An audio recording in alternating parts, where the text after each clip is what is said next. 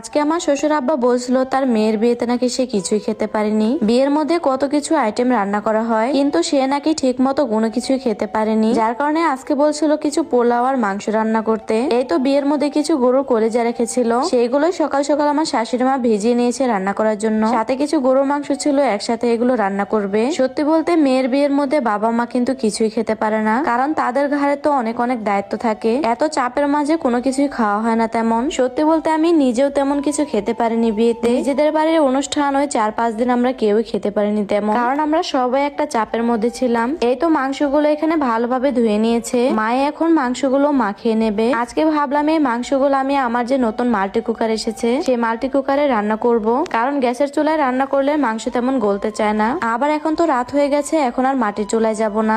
এদিকে আলাদা মশলা ভেজে নিচ্ছিল, এগুলো আলাদা বেটে দেবে মাংসতে, আর বাকি কাঁচা মশলাগুলো হাত দিয়ে মাখিয়ে নিচ্ছে। সবার শেষে কিছু সরিষার তেল দিয়ে দিল, এবার হাত দিয়ে ভালোভাবে মাখিয়ে নেবে মাংসগুলো। এখানে প্রায় 2 কেজি বা 2.5 কেজির মতো মাংস ছিল। এই সবগুলো মাংসই কিন্তু আজকে আমার এই মাল্টি কুকারে রান্না করব। প্রথমে তো মাংসগুলো ম্যারিনেট করে রেখে দিয়েছে, আরেকদিকে আমি মাল্টি কুকারে কিছু তেল দিয়ে দিলাম, সাথে কিছু পেঁয়াজ কুচি আর কিছু রসুন কুচি দিয়ে দিলাম। এবার এগুলো ভালোভাবে ভেজে নেব, সাথে কিছু গরম মশলা অ্যাড করে দিলাম এখানে। আর হ্যাঁ, এই মাল্টি কুকার কিন্তু আমার দেখা সব থেকে বেস্ট প্রোডাক্ট। কারেন্টের চুলার থেকেও কিন্তু অনেক ভালো রান্না হয় এটা, আর এটা কিন্তু কারেন্টের চুলার মতনই। আপনারা চাইলে এটার উপর অন্য পাত্র বসিয়েও রান্না করতে পারবে। এই তো প্রথমে ভেবেছিলাম হয়তো মাংসগুলো আটবে না, কিন্তু এই যে 2 কেজি মাংস কিন্তু ভরেনি এটা। এবার মাংসগুলো আমি কষিয়ে নেব কিছুক্ষণ। আরেকদিকে মা এখানে মশলাগুলো বেটে নিচ্ছিল, যেগুলো আলাদা করে ভেজে নিয়েছে। যে কোনো মাংস এরকম আলাদা করে আমরা মশলা বেটে নেই। গরম মশলাগুলো আলাদা করে বেটে দিলে কিন্তু মাংস অনেক বেশি টেস্ট হয়। এদিকে এই যে দেখুন কিছুক্ষণ পরে কি সুন্দর মাংস কষানো হয়ে গেছে।